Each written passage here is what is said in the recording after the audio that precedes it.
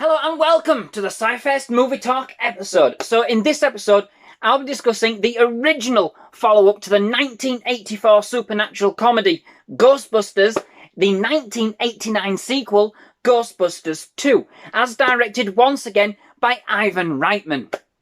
The film follows the team of Ghostbusters we met in the first movie 5 years following the events of that film, where they saved New York from the rampage of a giant marshmallow man.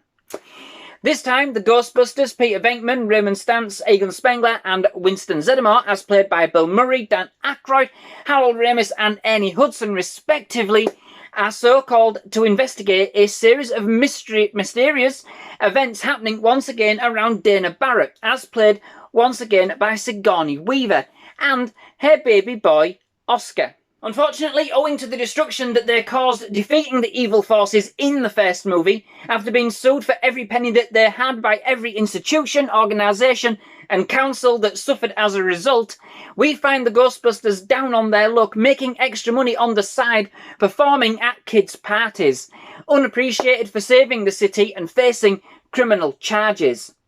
But something is brewing under the city, a river of paranormal slime feeding off the hate and the anger from the streets above.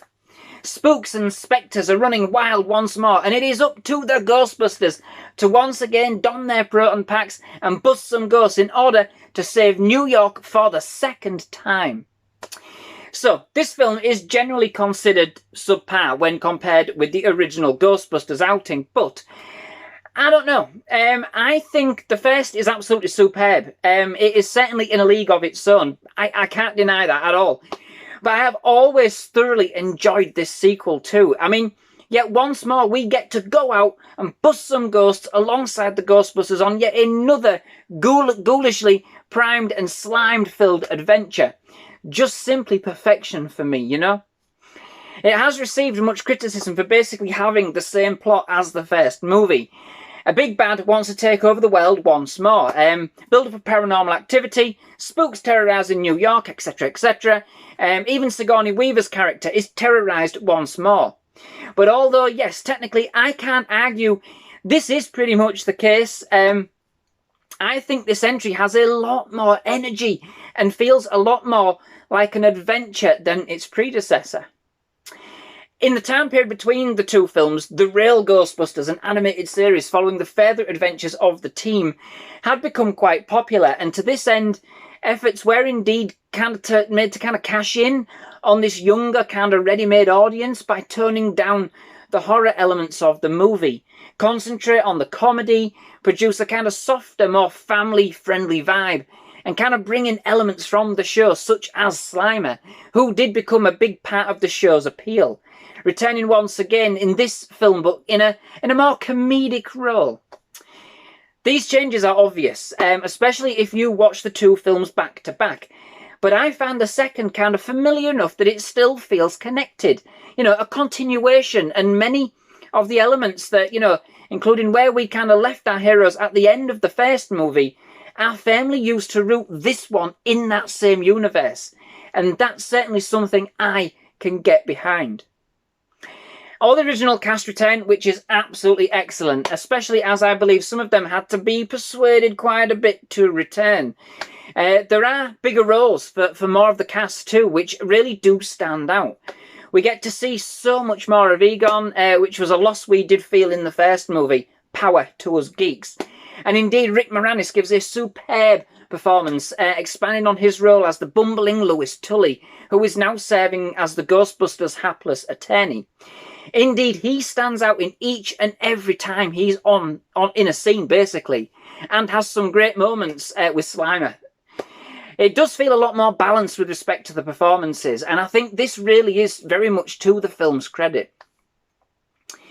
The horror elements are certainly more subdued. I mean, the ghosts are meaner, you know, they seem more focused, but at the same time, they just don't seem as scary.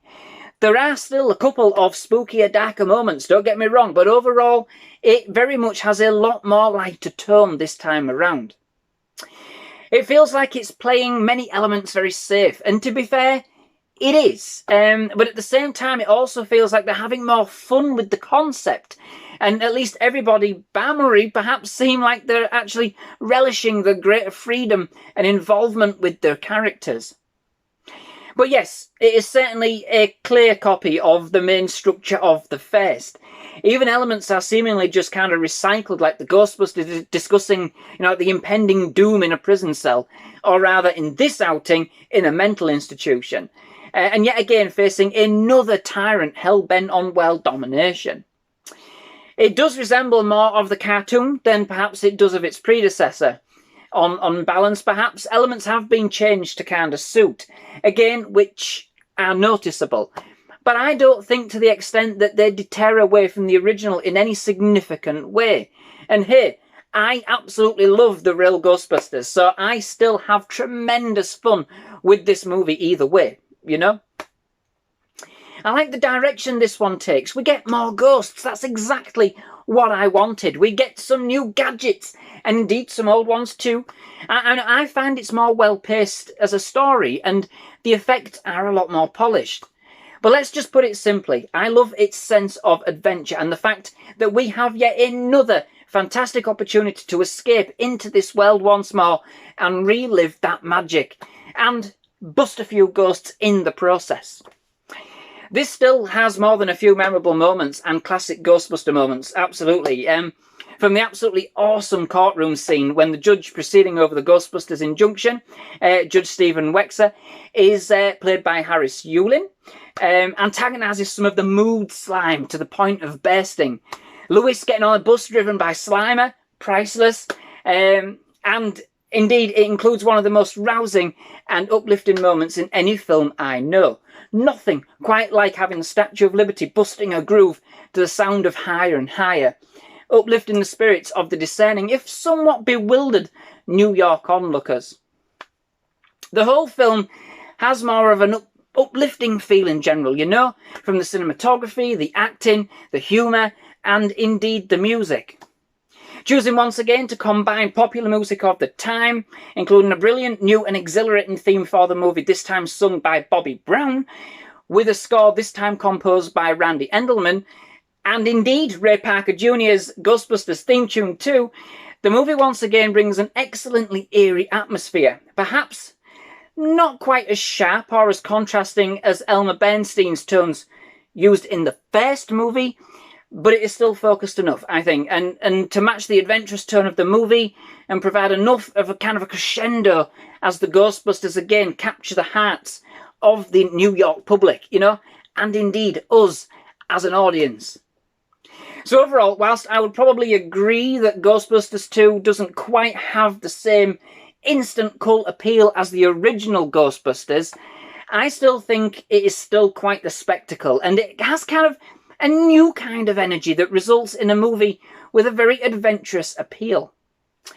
I agree that it is pretty much, it pretty much does recycle the framework of the original with a more kind of softened edge, but, it still expands on the lore and the scope of the Ghostbusters universe, bringing us more Ghostbusting action to kind of drool over, It's perhaps a bit more watered down than its predecessor, certainly not as dark, and with more of an upbeat vibe. But all in all, it certainly has some spooky moments, an intriguing story. Somewhat cheesy at times, but epic nonetheless. This one is very much for me like comfort food. So that brings me to the end of this episode. Many thanks for watching. I do hope you've enjoyed it. If you have, please leave a like. Please do hit that subscribe button for more movie reviews, trailer reactions, and other movie-related content. Absolutely loved having here at SciFirst MovieTalk. Definitely love to have you back. Most of all, just thank you very much for watching. Goodbye.